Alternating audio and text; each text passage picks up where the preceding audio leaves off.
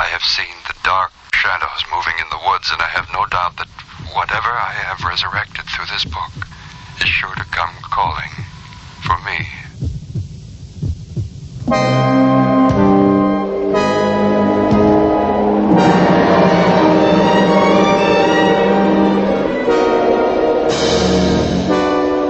No, it was the woods themselves. They're alive, Ashley.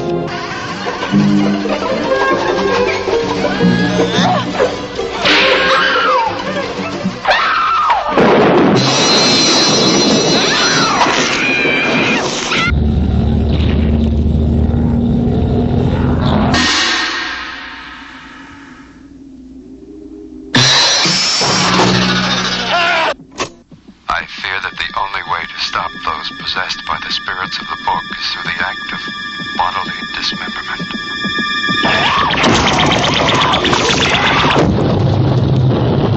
I don't care what happens to her. She's your girlfriend. You take care of her.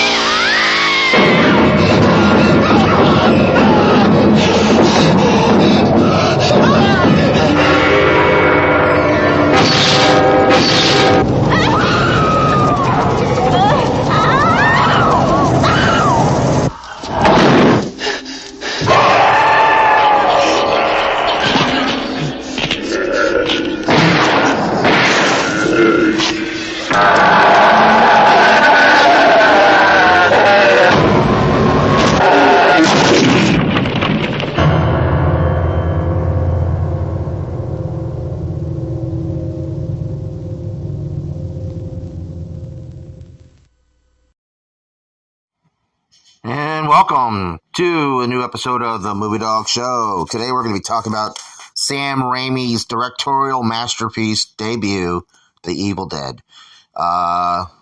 This is one of those cases where you get your friends together and you make a movie. It's, my brother and I did the same thing back in the late 90s, but Sam Raimi did just that. It starred the legendary Bruce Campbell in his feature film debut as Ashley Jonah Ash Williams. As we all know, he has become a cultural icon himself and his character. The Evil Dead cost, about $300,000 to make, and it grossed, I think, 5 times that on like $2 million, just very limited screening.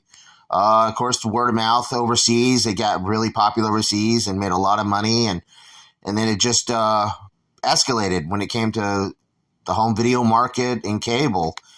It spawned 2 direct sequels, The Evil Dead 2, The Army of Darkness, a television series called Ash and the versus the Evil Dead, and of course the 2013 reboot, and just recently the new film, Evil Dead Rise.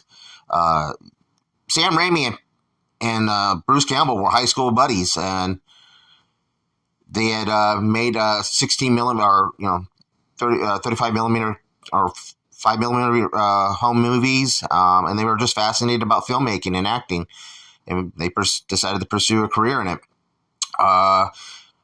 They did a short film called Within the Woods, which was the basis for The Evil Dead. Evil Dead was filmed in 16 millimeter off Kodak stock footage film. It was very inexpensive, and Sam Raimi's got a bunch of his friends, and they made this movie in the course of weeks. The low budget also was Sam Raimi, as he calls it, this film was his rite of passage. He just turned 20 when they started filming this. And I know how that feels. I was about around the same age when my brother and I started making our movies. And of course, he had his brother, Ted Raimi, who's in a lot of his films as well, as Bruce Campbell has been as well. They called him the fake Shemp because he was always standing in for some other actor or actress that was not there available that day. But of course, you can see the footage of them doing a lot of low budget and low key. Tom Sullivan was one of the guys who did a lot of the special effects, and it was practical. There was no digital effects at all anywhere in this film. It was all clay animation or just practical. The film itself is really a horrorcore or horror film. I mean, the film actually got an X rating, and then it's been re-edited as to an NC-17. Something like a softcore porn would probably get. But and overseas in some countries, it's still banned because of the gore and the horror that's in this film. But Sam Raimi just was relentless on pushing the envelope, and it was all for the sake of art. I mean, I said it was very popular overseas and in foreign markets. The Nakarattam, if I said that right, the Book of the Dead was introduced in this film. As a matter of fact, that book has been in a lot of other stories and films, but it was very prominent in the structure of the story, and of course, it introduced us to the Deadites, those who get possessed by the evil that is summoned out of the book. But again, the premise is 5 friends, college friends, that go to this cabin, and of course, they find the book and they find this recording from a doctor who had unintentionally released evil into the woods, and the woods itself becomes the capsule to withhold this evil, waiting for someone for it to possess.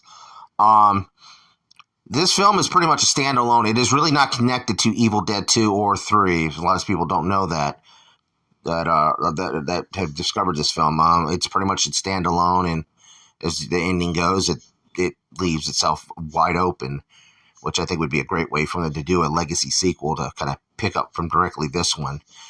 But I remember seeing this years ago as a kid on cable, and was just mesmerized by how they almost made it. I'm sure it wasn't easy to make, but how easy it made it look, and that it really inspired a lot of filmmakers. Of course, Sam Raimi went on to have a very successful career, and of course, he's directed the first 3 theatrical Spider-Man films, and he recently had done the Doctor Strange Multiverse of Madness.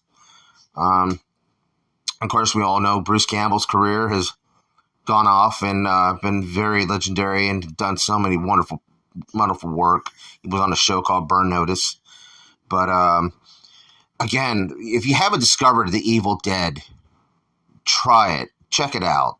I know a lot of people has stepped into it like in the middle, possibly, when it comes to the third one. But I mean, Stephen King gave this film a lot of praise, and Stephen King was just right now at the beginning of his zenith in his writing career, and was really, his name was still big to this day, but the early 80s, this is 1981, and it was like really up there. Stephen King's work was just so highly sought after, and to get the praises from Stephen King himself to say that this was one of his favorite films, that's a feat all of its own, folks.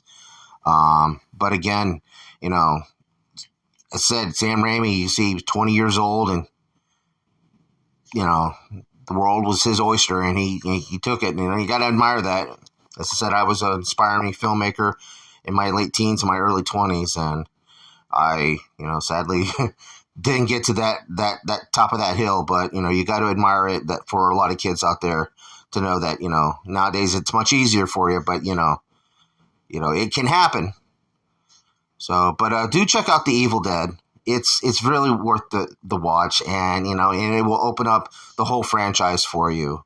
As you said, there's 5 films altogether, and they're all, or 5 or 6 films altogether in the TV show. It's all worth the sit to watch and to enjoy.